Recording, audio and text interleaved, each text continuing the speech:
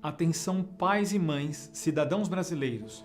Precisamos urgentemente de sua ajuda. Em 2014, 2015 e 2017, o Congresso Nacional, 27 estados, 5.600 municípios brasileiros, apoiados por milhares de pais e mães de alunos, rejeitaram o ensino da teoria de gênero nas escolas do Brasil. A teoria de gênero é uma ideologia que afirma que o sexo não passaria de um discurso introduzido na sociedade para discriminar as pessoas. Nesse sentido, algumas pessoas estariam sendo arbitrariamente condicionadas a desempenharem o papel de homens e outros o papel de mulheres.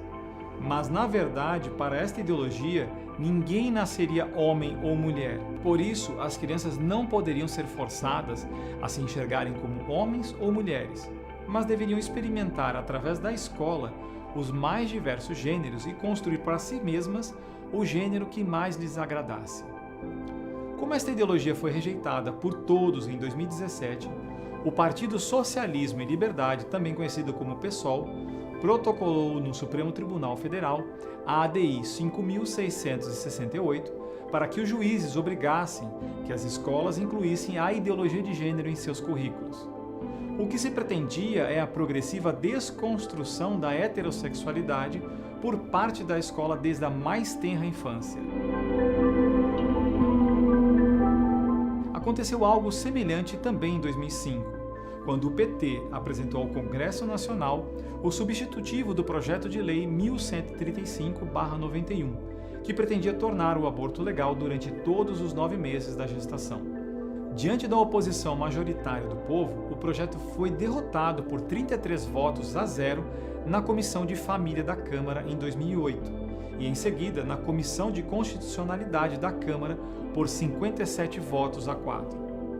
Diante disto, o mesmo PSOL protocolou em março de 2017, junto ao Supremo Tribunal Federal, a DPF 442, para pedir que os juízes decretassem a legalização do aborto no Brasil.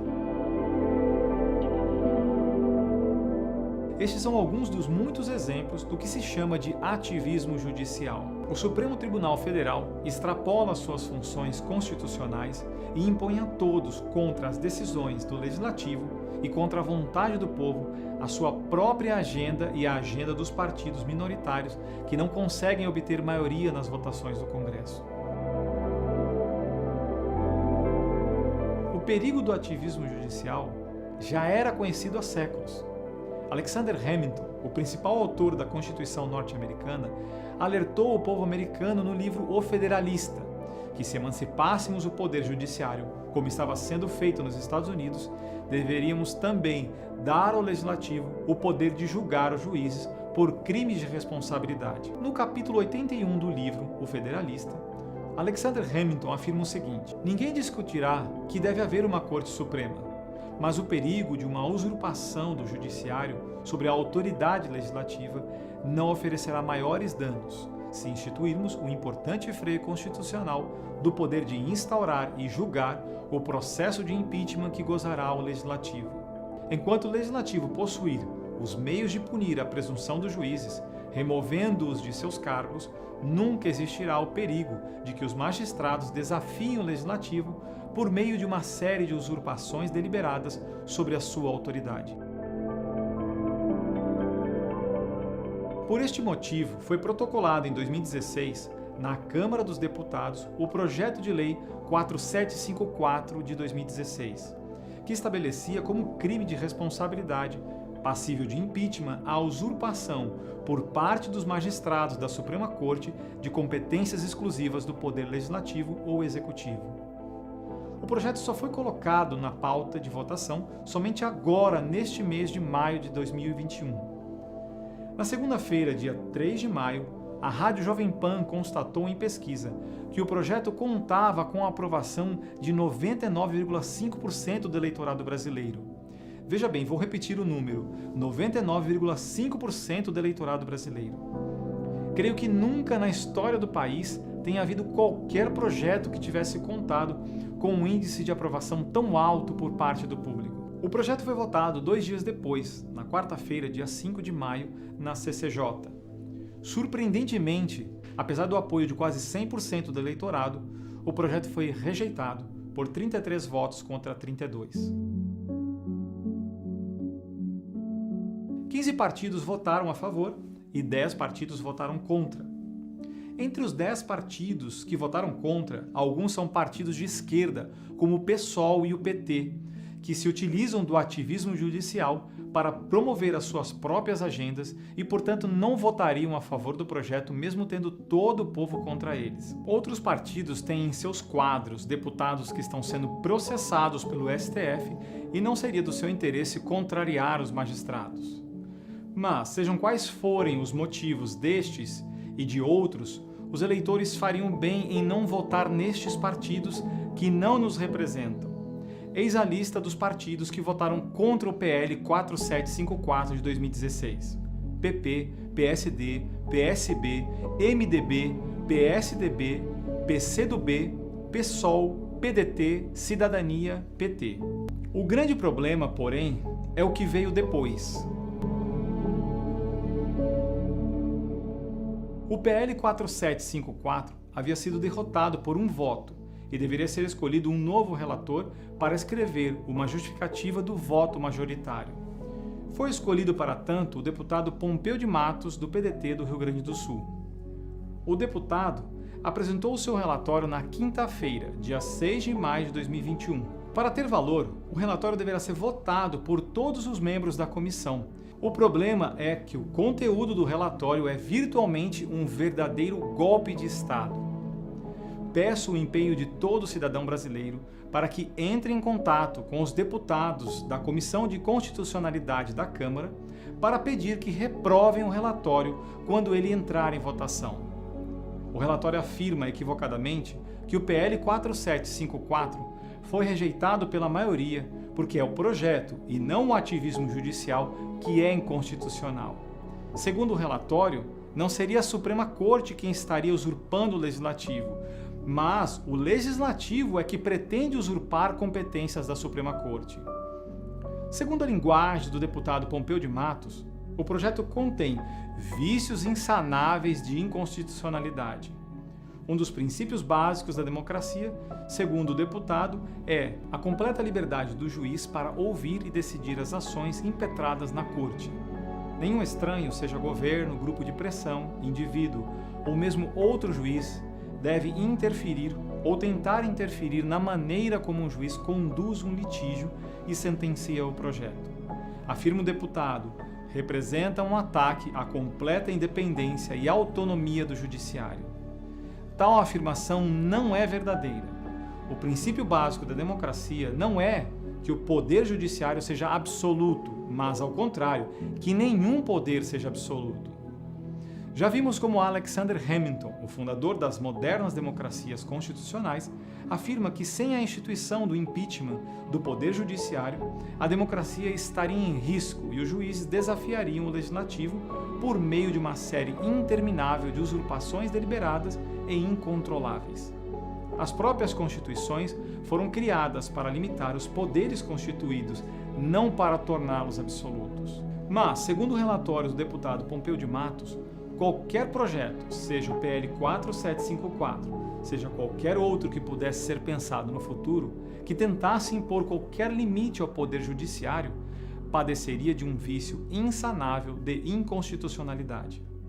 Então, segundo o relatório, qualquer sentença judicial deverá ser acatada sempre por todos os cidadãos e por todos os demais poderes e instituições, sem possibilidade de checagem. No entanto, é sabido por todos que os presidentes, ao se excederem dos poderes que lhes são atribuídos pela Constituição, podem ser removidos pelo Congresso, que as leis votadas pelo Congresso podem ser vetadas pelos presidentes e que os decretos abusivos dos presidentes podem ser anuladas por um projeto de decreto legislativo. Então, se apenas a Suprema Corte gozasse do poder absoluto e inquestionável, ela poderia, a pedido do PSOL, não apenas legalizar o aborto ou impor a ideologia de gênero nas escolas, mas poderia também fechar o Congresso. Poderia alterar uma cláusula pétrea da Constituição, como a que estabelece a forma federativa de governo, ou o voto direto e secreto. poderia revogar toda a Constituição ou poderia até mesmo autorizar um crime como um assalto a um banco ou um assassinato. E neste caso, não haveria nenhum poder, nenhuma instituição que poderia opor-se a tal sentença. Podem parecer exemplos absurdos, mas o absurdo está no fato de que o relatório não reconhece a constitucionalidade de nenhum limite possível às sentenças da Corte.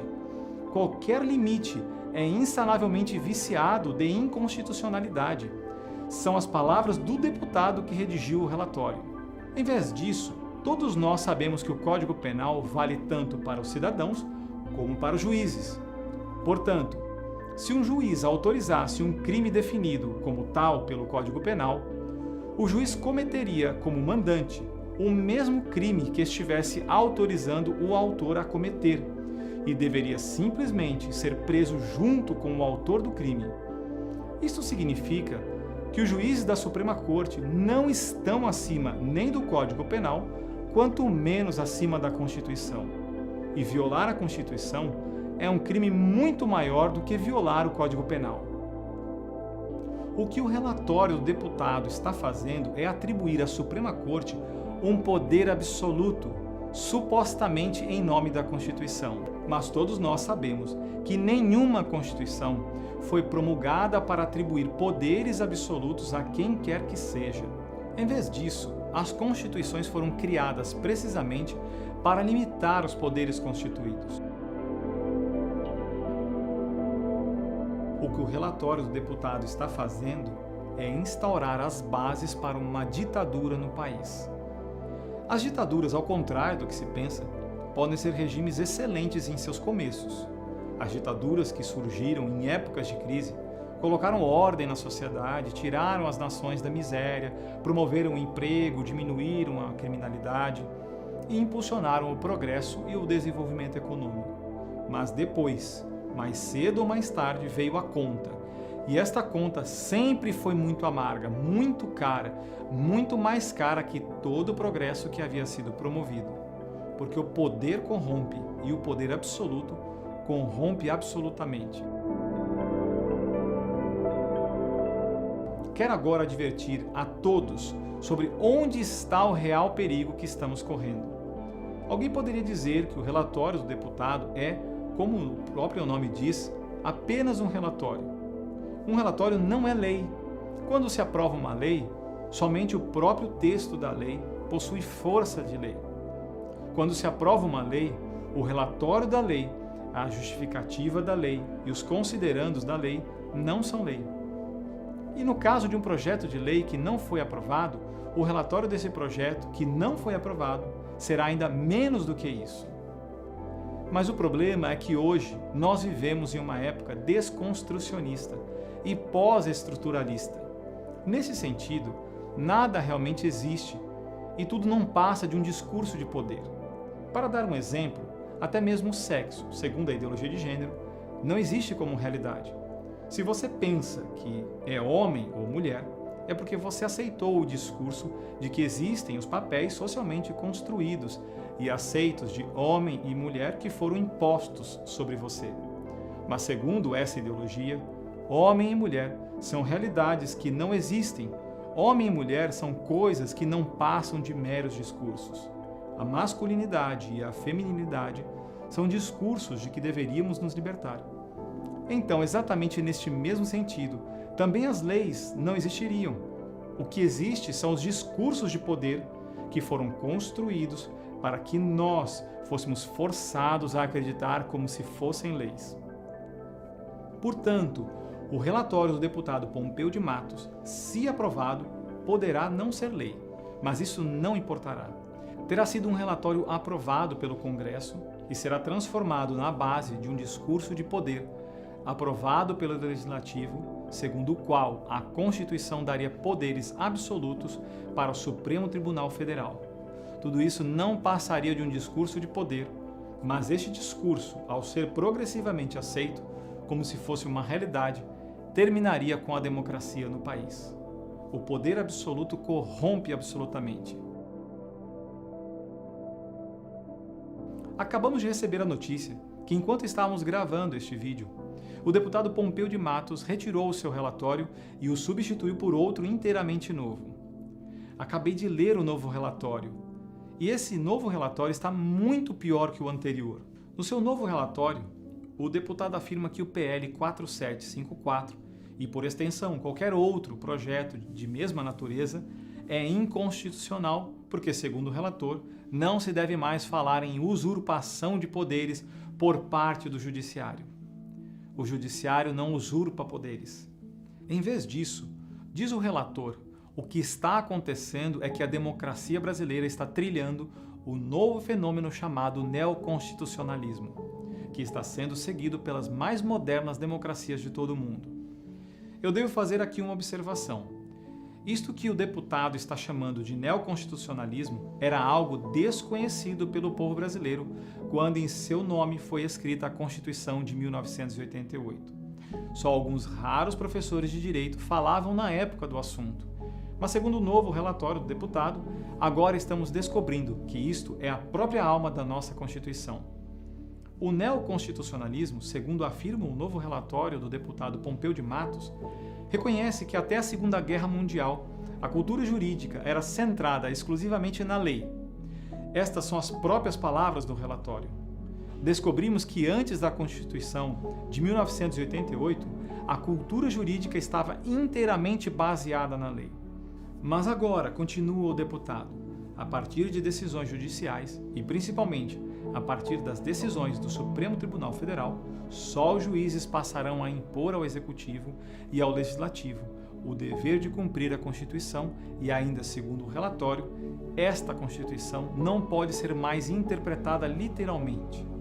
Isto é, de acordo com o que está escrito no texto. Portanto, ele conclui: os legisladores devem entender que as determinações do STF não se deram por um mero capricho dos juízes que buscaram usurpar os poderes executivo ou do legislativo.